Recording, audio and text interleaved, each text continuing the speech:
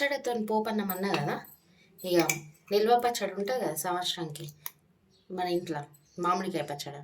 ఈ మామిడికాయ కానీ, నిమ్మకాయ కానీ, టమాటా కానీ, ఉసిరికాయ కానీ, ఏ పచ్చడి ఉన్నా ఇట్లా వేసుకోండి. ఇట్లా వేసుకొని మనం అన్నం కలుపుకున్నట్టుగా కలుపుకోండి. ఈ పుల్ల పుల్లగా ఎంత కమ్మగా ఉంటుందో ఇట్లా పచ్చడి కలుపుకొని పోపు వేసుకుంటే అసలు ఒక మెత్తిడిసే పెట్టకుండా తింటారు పిల్లలు కూడా. మస్తు ఇష్టంగా తింటారు.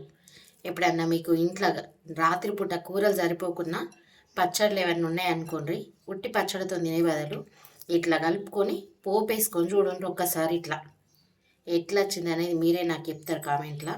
ఇప్పటివరకు ఇట్లా యూట్యూబ్లో కూడా ఎవరు యూపీఎన్ లేరు కావచ్చు, ఇది పాతకాలం నాటిది. ఫ్రైడ్ రైస్లు అవి ఇవి బాగానే చూసినాం కానీ ఇట్లయితే నేను చూడలేదు ఇప్పుడు. కాకపోతే మాకు చిన్న ఉన్నప్పటి నుంచే తెలిసి ఇట్లా పోపు వేసుకున్నాడు.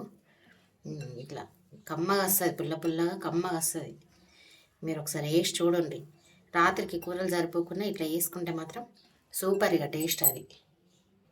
ఇంట్లోనే కొంచెం ఈ పచ్చళ్ళ ఇది మీ దగ్గర ఉంటే వేసుకోండి, లేకుంటే లేదు. కానీ వేసుకుంటే జర కమ్మగా వస్తుంది. నువ్వులని వేయించి పొడి చేసి పెట్టుకుంటాను నేను. ఇట్లా ఇట్లా వేసుకుంటే ఇది కలుపుకుంటే కమ్మగా వస్తుంది. నువ్వుల పొడి కూడా ఇలా అది పుల్ల పుల్ల ఉంటుంది కదా. పుల్లట వీటిలల్లా ఈ నువ్వుల పొడి కలుపుకొని ఉండడం వల్ల కమ్మగా వస్తాయి కూరలు. ఇట్లా ఉంటే కలుపుకొని, లేకుంటే లేదు ఏం కాదు. కానీ కమ్మగా వస్తుంది జర, ఇంకా కొంచెం రుచి ఎక్కస్తుంది ఇట్లా కలుపుకుంటే. ఇప్పుడు ఇట్లాంటి ఒక కడాయి పెట్టుకొని పొయ్యి మీద స్టవ్ ముట్టించుకుని, ఏదైనా సరే కడాయి అయినా సరే, బగోన్ అయినా సరే, ఏదైనా సరే. ఇప్పుడు ఇది కడాయి గరమైంది కదా, ఒక పావు నూనె పోసుకుంటా. ఒకటిన్నర వరకు పడుతుంది. ఒకటి పోసిన కదా, ఇంకో సగం పోస్తున్నా.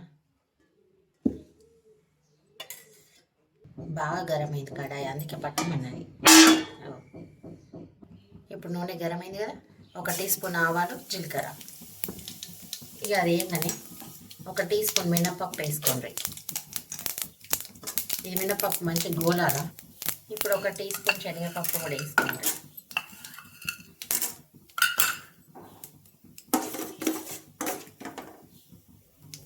ఇది కూడా మంచిగా గోలాల. పప్పు, శనగపప్పు, మినపప్పు మంచిగా గోలినాక పల్లీలు వేసుకోండి. ఇక కొంచెం మీకు ఉన్న దాని మీద వెళ్ళి పట్టి చూసి వేసుకోండి. అన్నం ఎంత ఉంటే అంత, అన్నం కొంచెం ఉంది కదా, కొంచెం వేసుకుంటున్నా. పల్లీలు మంచిగా పచ్చి పచ్చిగా పోయిందాక గోలాల.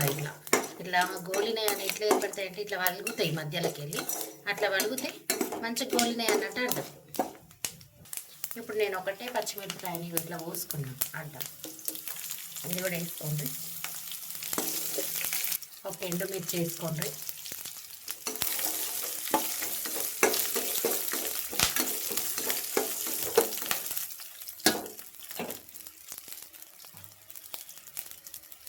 కొంచెం కొత్తిమీరని ఇట్లా కత్తిరించి వేసుకోండి. నాకు ఇట్లా కత్తిరించి వేసుకునే అలవాటు అన్నిట్లలో. ఇట్లా సన్నం ఉంటుంది. ఇక కొంచెం సాల్ట్ వేసుకోండి. నేనైతే ఒక 1/2 టీ స్పూన్ వేసుకుంటున్నా.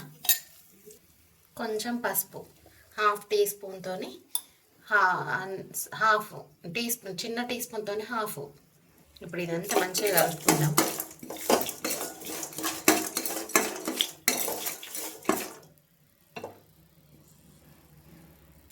ఇప్పుడు ఈ అన్నం ఇందులో వేసేసుకుందాం.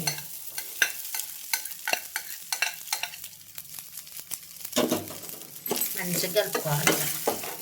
ఎంత కమ్మగా ఉంటుంది అంటే పిల్లలు కూడా ఇష్టంగా తింటారు. వాళ్ళకి ఇష్టం లేని కూరలు ఉన్నా ఇట్లానే వేయమంటారు మా పిల్లలు అయితే.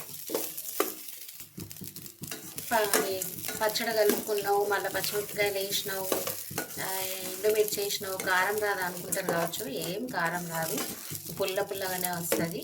మీరు కూడా ఒకసారి ఇట్లా ట్రై చేయండి. ఎట్లా వచ్చింది అనేది కామెంట్ చేయండి. మస్తు టేస్ట్ ఉంటుంది ఇట్లా వేసుకుంటే. ఇదే ప్రాసెస్లో మీరు కూడా వేసి చూడండి. నా వీడియో మీకు నచ్చినట్టయితే లైక్ చేయండి, ఫ్యామిలీ అండ్ ఫ్రెండ్స్కి షేర్ చేయండి, సబ్స్క్రైబ్ చేసుకోండి. నా వీడియో చూసినందుకు చాలా చాలా థ్యాంక్స్. ఇంతే ప్రాసెస్ టోటల్గా. ఇలా ఈ చిన్న ప్రాసెస్ ఇది, కానీ టేస్ట్ బాగుంటుంది. ఒకసారి ట్రై చేయండి. చాలా థ్యాంక్స్ నా వీడియో చూసినందుకు ఫ్రెండ్స్.